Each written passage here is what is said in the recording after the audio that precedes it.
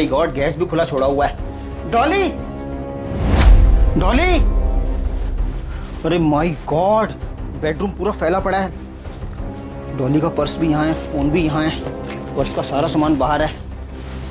लगता है कोई हादसा हो गया है।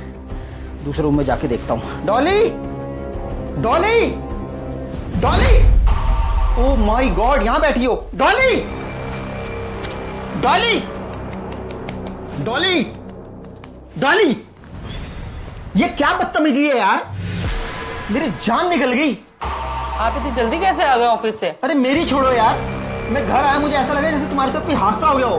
कैसे इतना ज्यादा क्राइम बढ़ गया यार? ये घर की तुमने हालत क्या बना रखी है? पूरा घर बिखरा पड़ा है। करती क्या हो तुम घर पे? सारा मूड खराब कर दिया है। इतनी अच्छे से मैं गाने सुन रही थी, फ्रूट्स खा रही थी, इतना मजा आ रहा था, तो ये पूरा मूड खराब कर दिया। कोई बात नहीं, चलो लो अंगूर खाओ, थोड़ा सा अपना माइंड रिलैक्स करो। अरे भाई आराम कर लेती, पूरे घर का काम खत्म करके आराम कर लेती। घर का काम? घर का काम मैं क्यों करूं? क्या मतलब? आप ही तो कहते रहते हो मुझे हमेशा। क्या कहता रहता हूँ?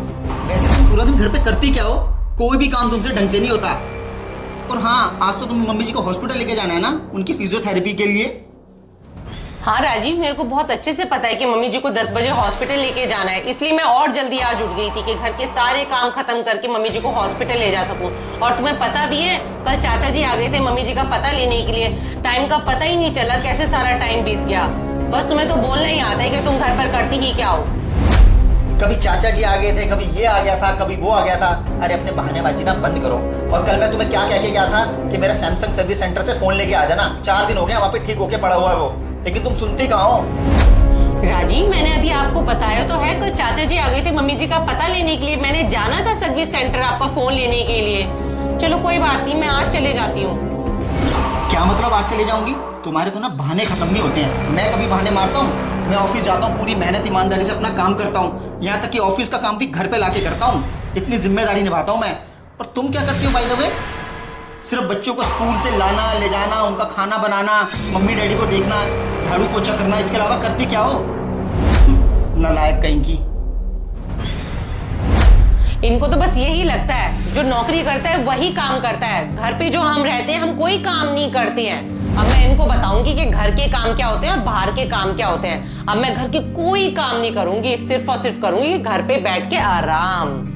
तो इसलिए मैंने आज घर का कोई काम नहीं किया, सिर्फ और सिर्फ आराम किया। अगर आपके हाथ पैरों में थोड़ा सा भी दर्द होता है या आपको थकान महसूस होती है तो आप ऑफिस से छुट्टी ले लेते हो, पर हम हाउसवाइफ तेज बुखार में भी, बीमारी में भी घर के सारे काम करते हैं, क्योंकि हमें पता होता है हमारी जिंदगी के कैलेंडर में छुट्टी नाम की कोई चीज ही नहीं है।